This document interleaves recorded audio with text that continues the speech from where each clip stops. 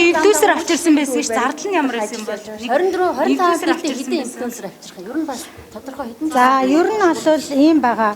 Өнгөрсөн одоо энэ жилийн хугацаанд ирсэн одоо сүүлд ирсэн залууг хэлж байгаа шиг байна. Яамны зүгээс бол ямар нэгэн тэр залууг авчрах гэж аль бие ёсоор зардал гаргаагүй. Тухайн одоо инфлюенсер буюу тухайн одоо нөлөөлөгч маань Азад явж исэн буюу одоо Хятад, Хонконг улсад явж исэн учраас бид нар Монгол улсд ирээчээ гэдэг саналыг тавьсан. Бас олон улсын инфлюенсерүүдийн хувьд бол их өөр нөхцөл байдалтай болсон маа. Тэр юу вэ гэхээр тухайн улс мөнгө төлж ирүүлэхээс илүүтэй сонирхолтой өөрийн улсаа сонирхолтойгоор танилцуулж чадах юм бол тэр хүн өөрөө контент бүтээгч учраас мөнгө авахгүйгээр өөрийн бодол сэтгэлээрээ тухайн улсын талаар контент их сонирхолтой байдаг учраас тэр одоо сонирхлыг татсан байдлаар авчирсан байгаа. Үнэн хөтөлбөрийг нь одоо хаан зохион байгуулсан юм бол нөгөө танаа хүүхдүүдээс зураг авах. Ер нь бол энэ хөтөлбөрийг одоо баг соёлын яамнаас бол хүсэлт бид нар манай улсад хүрэлцэн ирээч гэдэг хүсэлтийг тавьсан. За нөгөө талд нь бид нар болохоор энэ Монгол байх хугацаанд нь хөтөлбөрийг нь бол одоо Чингис хаан музейгээ үзүүлэх байх тийм үү? Эсвэл одоо Чингисийн үрээн дээр очиж одоо морьтон циркийнхныгаа үзүүлэх юм. Энэ хөтөлбөрийг бол Монгол талаас зохион байгуулсан байгаа. Спорт ер нь инфлюенсерүүд ирнэ гэдэг нь шүү дээ. Та бол сая урилгаар авчирсан гэж байгаа шиг байна. Одоо дахиад дараагийн Солонгосоос хамтлаг дуучид ирэх гэж байна гэдэг мэдээлүүд яваад энэ соёлын яамнаас авчирч байна гэдэг мэдээлж явж байна. Яг хичнээн инфлюенсер. За яг өнөөдрийн байдлаар бол соёлын яамны зүгээс ямар нэгэн санхүү зарцуулж олон улсын чанартай одоо нөлөөлөгч нарыг авчирна гэдэг төлөвлөгөө бол байхгүй. Харин ч одоо сүүлийн үед манай хувийн хвшлүүд олон улсын томоохон уран бүтээлчдийг авчрах энэ ажлуудыг бол хийж байгаа. Одоо тун удахгүй миний ойлгож байгаагаар мөн одоо Солонгосын томоохон уран бүтээлч Монголд ирж тоглолт хийх гэж байгаа. Ингэхдээ болохоор Монголын хувийн хвшил маань хийж байгаа. За энэ үднээсээ бол бид нар бас Монгол залуучууд дэлхийн томоохон уран бүтээлчдийн тоглолтыг орон нутагтаа үздэг, өөрийнхөө улсад томоохон уран бүтээлчтэй уулзах боломж олгодог. Энэ арга хэмжээнүүдийг бол соёлын яамны хувьд бол тодорхой бодлогын түвшинд дэмжиж ажиллана. За өнөөдрийн байдлаар дахиад хэлэхэд ямар нэгэн санхүү мөнгө зарцуулан олон улсын юм томоохон нөлөөлөгч нарыг авчирна гэсэн төлөвлөгөө манай соёлын яамны төлөвлөгөөнд бол байхгүй байна.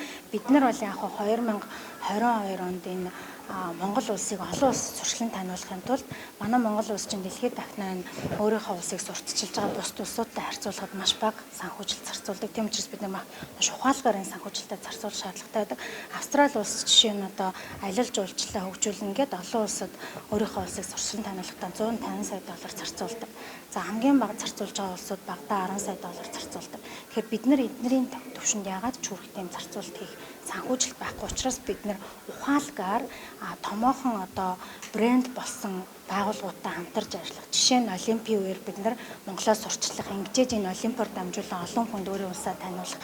Эсвэл олон дагагчтай хүмүүсийг дамжуулан улсаа танилцуулах нь чухал гэж үзэжсэн учраас 2022 онд бол бодлоготойгоор одоо томоохон хэмжээний олон тооны нөлөөлөгч нарыг нэг дор авчирч түүгээрээ дамжуулан нэг дор 200 сая гаруй хүнд шууд хүрсэн юм боломж байгаа. Тэгэхээр яг өнөөдрийн байдлаар бол энэ шаардлага байхгүй гэж үзэж байгаа учраас соёлын яамны зүгээс энийг төлөвлөсөн зүйл бол алга.